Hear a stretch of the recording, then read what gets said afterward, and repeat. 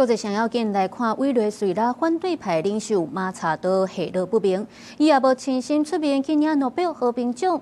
不过，这群人算是雄雄出现伫咧挪威的首都奥斯陆。伊也承认讲，确实伊是受到美国政府斗3天，才有法度去到挪威。伊个话声讲，有一天伊一定会返去伊的家乡。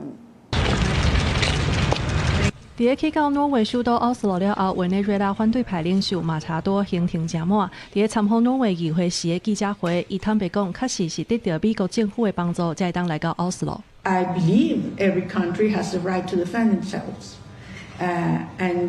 in our case, I believe that President Trump's actions have been decisive to reach the point where we are right now, in which the regime is weaker than ever.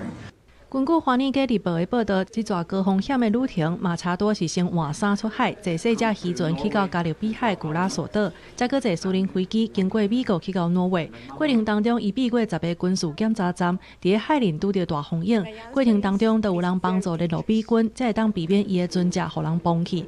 当伊伫加勒比海的时，空中还有2架美国海军 F-18战机，驶差不多40分钟。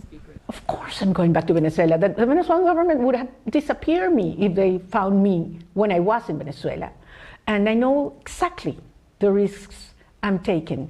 当伊骑出来到奥斯陆大饭店落台的时，下骹的民众拢欢喜咧喝酒，伊用双手甲家己揽的，也搁远远甲大家斟一个。群众情绪激动，一直喊勇敢甲自由，也唱出委内瑞拉的国歌。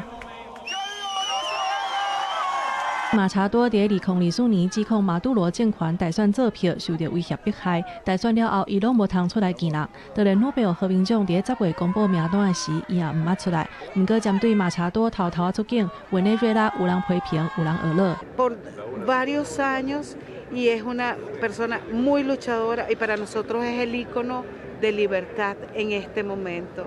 La oposición venezolana, los que llaman una intervención militar. No están acá en Venezuela, sus familias no están acá en Venezuela y no les importa qué es lo que suceda. 马查多出现伫挪威了后，伫委内瑞拉引起无共款的反应。